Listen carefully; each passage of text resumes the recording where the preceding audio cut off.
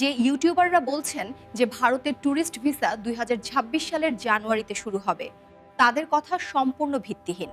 অনেক ইউটিউবার ভারতীয় ভিসা নিয়ে ভিত্তিহীন তথ্য ছড়ায় শুধু ভিউ বাড়ানোর জন্য, আর সেটাই তাদের আসল লক্ষ্য।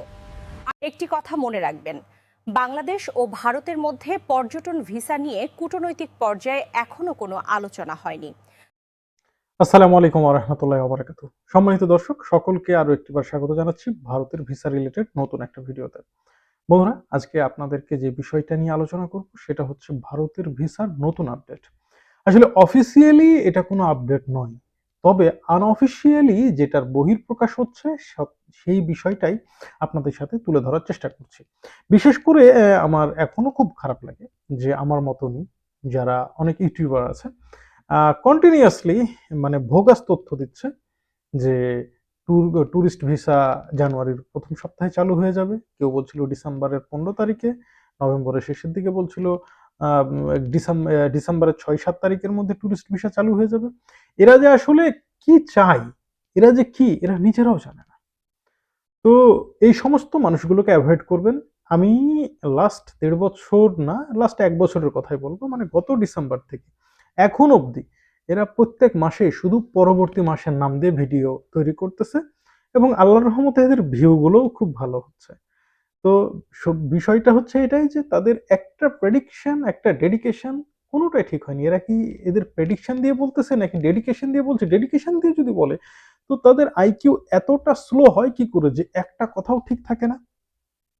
একজন ব্ল্যাক হ্যান্ডসাম ভদ্রলোক যিনি কিনা একেবারে মানে আর অন্যান্য ইউটিউবারদের চাইতে যার একটা প্রেস্টিজিয়াস ইস্যু আছে বা এই ইউটিউব সোসাইটি বা কন্টেন্ট ক্রিয়েটর সোসাইটিতে যার একটা ভালো অবস্থান আছে, সেই ব্যক্তিটাও এত মিথ্যা কথা বলে যায়। আজ থেকে 2 মাস আগেও বলেছে, এই তো 1 মাস আগেও বলেছে যে ঘাড়ের কাছে নিঃশ্বাস ফেলছে হচ্ছে ভারতের ট্যুরিস্ট ভিসা এই ডিসেম্বরে চালু হয়ে যাবে, জানুয়ারিতে চালু হয়ে যাবে।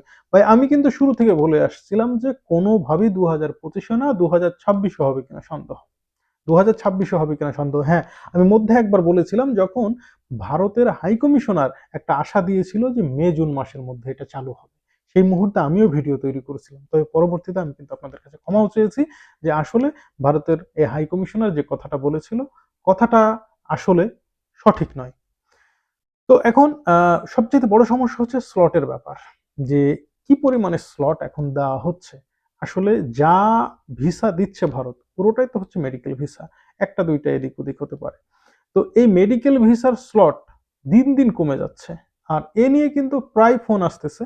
বিশেষ করে শেষ ৩-৪ দিন যাবৎ যে পরিমাণে ফোন আসতেছে, সবাই বলতেছে মাসুদ ভাই একটা স্লটের ব্যবস্থা করে দেন।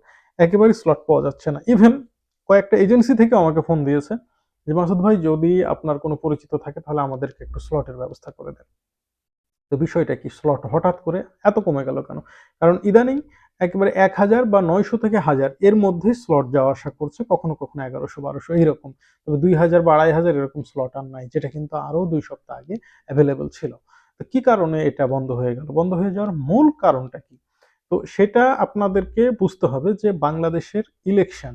এখন আপনি বলবেন যে ভাই এমনিতেই তো মানে ভিসা দেয় না, আর ইলেকশনকে কেন্দ্র করে কেন মানে স্লটটা তারা কমাবে? তো দেখেন, যারা এই বিষয়ের ভিডিওগুলো নিয়মিত দেখেন বা ভারত বাংলাদেশ ভিসা সম্পর্কিত খোঁজ খবরগুলো রাখেন, তারা বিগত সময়েও দেখেছেন যে ২০২৪-এর ইলেকশনকে কেন্দ্র করে যখন আওয়ামী লীগ অলরেডি ক্ষমতায় ছিল, তখনও কিন্তু এই ভিসা প্রদানে একটা বিশাল মানে স্থবিরতা সৃষ্টি হয়েছিল। অর্থাৎ জানুয়ারিতে ২৪শে জানুয়ারিতে যে ইলেকশন হয়েছিল এটাকে কেন্দ্র করে কিন্তু পূর্বের ৩ মাস থেকে, অর্থাৎ অক্টোবর মাস থেকেই মোটামুটিভাবে ভিসার স্লট কমিয়ে দেওয়া হয়েছিল। ভিসা দেওয়া একদম কমিয়ে দেওয়া হয়েছিল। যা ছিল তার অর্ধেকেরও কম মানে কমে নিয়ে আসা হয়েছিল।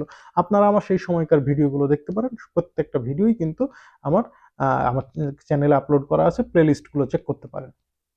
সেই সময় কিন্তু আমি বলেছিলাম এই একই কথা যে নির্বাচনকে কেন্দ্র করেই এমনটা হচ্ছে। তো ভারতের নির্বাচন, বাংলাদেশের নির্বাচন, আবার ভারতের পশ্চিমবঙ্গের নির্বাচন, এই ৩টা নির্বাচন হচ্ছে বাংলাদেশ ভারতের ভিসার মধ্যে কিন্তু বড় একটা ইফেক্ট পড়ে। আগামীতে কিন্তু অর্থাৎ ২০২৬-এ আমি যদি ভুল না করে থাকি তাহলে ভারতের বিধানসভা নির্বাচন। আবার বাংলাদেশে কিন্তু ২০২৬-এ জাতীয় নির্বাচন। এই ২টা নির্বাচনকে কেন্দ্র করে কিন্তু এখন এই মুহূর্তে স্লটের পরিমাণটা অনেক কম। এর অন্যতম কারণ হচ্ছে ভারত অর্থাৎ বর্তমান যেটা সেন্ট্রাল গভর্নমেন্ট, তারা মনে করে এই মুহূর্তে বাংলাদেশের মানুষজন যাওয়া আসাটা তাদের জন্য ঝুঁকিপূর্ণ, বা তারা এটাকে হার্মফুল মনে করে, বা আরো তাদের অনেক পলিটিক্যাল বিশ্লেষণ আছে যেটা আমি বলার প্রয়োজন বোধ করছি না, যেহেতু আমি একজন বাংলাদেশী, সেটা তাদের নিজস্ব ব্যাপার। তবে এটাই হচ্ছে মূল কারণ, যে কারণে বাংলাদেশের সাথে এই মুহূর্তে ভিসার বিষয়টা একটু ভেস্তে গেছে। এটা হচ্ছে অন্যতম আপডেট। দ্বিতীয়ত আপডেট হচ্ছে ট্যুরিস্ট ভিসা নিয়ে এখন অবধি কোনো আপডেট নাই, কিন্তু যারা এই সমস্ত কথাবার্তা বলছে এই সমস্ত কথার কোনো ভিত্তি নাই। থার্ড আপডেটটা হচ্ছে যে এই মুহূর্তে যারা স্পাউস ভিসার জন্য, ভারতের স্পাউস ভিসার জন্য অপেক্ষা করছেন, তাদের জন্য খুব গুরুত্বপূর্ণ একটা তথ্য দেই। নর্মালি স্লট এই মুহূর্তে আপনারা পাবেন না। কারণ একটা গোষ্ঠী মনে করে থাকে যে এই বিয়ে শাদী করে এপার থেকে ওপারে যাচ্ছে, ভোটার হবে, ভোট দিবে, এইরকম একটা চিন্তা আছে, বা এইরকম একটা ন্যারেটিভ তাদের মধ্যে আছে, এরকম একটা ন্যারেশনও দাঁড় করানোর চেষ্টা চলছে। সুতরাং এটা তো একটা বিষয় আছে। তো এখন আপনাকে কিভাবে আপনি ভিসা পেতে পারেন, বা এই মুহূর্তে বিয়ে করাটাও কিন্তু খুব টাফ। কিভাবে বিয়ে করবেন ইনশাল্লাহ পরের পর্বে আমি ডিটেলসটা জানিয়ে দেব। যে আমি বেশ কিছু ডাটাও সংগ্রহ করেছি, সেই ডাটাগুলো আপনাদেরকে দিব, যেটা কিনা একবারে এখন থেকে আরো 10 বছর পরেও সেটা কাজে লাগবে ইনশাল্লাহ। তো আপনার এখন সবচাইতে সোজা উপায় হচ্ছে আপনার যিনি স্পাউস হবেন তাকে বাংলাদেশে নিয়ে আসা। কারণ বাংলাদেশ ভারতকে টুরিস্ট ভিসা অ্যাভেলেবেল দিচ্ছে, যদিও বা পরিমাণে কম, কিন্তু দিচ্ছে। এবং সেই ভিসায় মানে উনি যে কোনো ভিসায় বাংলাদেশে আসতে পারে, ফ্যামিলি ভিসা হোক, টুরিস্ট ভিসা হোক, বা যে কোনো বিজনেস ভিসা হোক, বাংলাদেশে এসে 1 সপ্তাহ থাকার পরে, স্টে করার পরে তিনি আপনাকে বিয়ে করে, তারপরে আপনার ম্যারেজ রেজিস্ট্রি কাগজপত্রগুলো যা আছে এগুলো সব সত্যায়ন করে উনি থাকা অবস্থাতেই আপনার জন্য ভিসার আবেদনটা করে তারপরে উনি চাইলে চলে যেতে পারে। আর উনি থাকা অবস্থায় যদি ভিসা হয়ে যায় তাহলে তো খুব চমৎকার হয়, আপনাকে সাথে করে উনি নিয়ে যেতে পারবেন স্পাউস ভিসার জন্য। অথবা সবচেয়ে ভালো হয় আপনার স্পাউসকে সাথে করে আপনি সরাসরি হাই কমিশনে যেতে পারেন, ওপেন হাউসে আবেদন করতে পারেন। ইভেন ইন্ডিয়ান নাগরিকদেরকে কিন্তু হাই কমিশনের মধ্যে মাঝে মাঝে অ্যালাউ করে এই সমস্ত কেসে, বিশেষ করে যারা ভারত থেকে এসে বাংলাদেশে বিয়ে করছেন তার স্পাউসকে ইন্ডিয়াতে নিয়ে যাওয়ার চেষ্টা করতেছেন, কিন্তু সাধারণভাবে তারা ভিসা পাচ্ছেন না, তারা চাইলে কিন্তু হাই কমিশনে দেখা করতে পারেন, এবং হাই কমিশনে অনেক সময় ভিতরে প্রবেশ করার সুযোগ করে দেওয়া হচ্ছে। একদম সত্যি কথা। তো এই বিষয়টা আপনাদেরকে খেয়াল রাখতে হবে। আর সর্বশেষ যে 2টা ভিসা বলবো, স্টুডেন্ট ভিসা, এটা মোটামুটি ভাবে স্লট দিচ্ছেন, আপনাকে ওপেন হাউস থেকে নিতে হবে। যদি আপনি পেয়ে যান নর্মাল স্লট, আপনি ভাগ্যবান মানুষ। দ্বিতীয় কথা হচ্ছে যে আপনার বিজনেস ভিসা, বিজনেস ভিসার জন্য যে বিষয়টা সবচাইতে বেশি গুরুত্বপূর্ণ সেই জিনিসটা হচ্ছে আপনাকে অবশ্যই ইন্ডিয়ান মানে যে কোম্পানির সাথে বা যে প্রতিষ্ঠানের সাথে আপনি বিজনেস করতেছেন তাদের দেওয়া সনদপত্র, এই সনদপত্রটা সবচাইতে বড় ভূমিকা রাখবে আপনার ভিসা পাওয়ার ক্ষেত্রে। তো আপনাকে কিন্তু খেয়াল রাখতে হবে যতগুলো সামগ্রিক ডকুমেন্টস আছে সেগুলো তো আপনার ঠিকঠাক থাকতে হবে, এবং স্ট্রং এভিডেন্স যেন এই আপনি যে প্রতিষ্ঠানের সাথে বিজনেস করছেন সেটা থাকে। এটা থাকলে আশা করা যাচ্ছে আপনি ভিসা পেয়ে যাবেন। আর যদি নাও পান তবে সেক্ষেত্রে ওপেন হাউসে আবেদন করলে সাথে সাথে আপনি ভিসা পাবেন, এক্ষেত্রে কোনো সমস্যা নেই। আর এই মুহূর্তে আসলে মূল সলিউশনটাই হচ্ছে আপনি যদি আপনার এমার্জেন্সি ইন্ডিয়ান ভিসা দরকার হয়ে থাকে, আপনি নর্মাল ওয়েতে যদি ভিসা না পান তবে অবশ্যই আপনি এমার্জেন্সি ভিসার জন্য ওপেন হাউসে যোগাযোগ করেন। তো এই ছিল এই সপ্তাহের আপডেট। সকলকে ধন্যবাদ। আসসালামু আলাইকুম ওয়া রাহমাতুল্লাহ।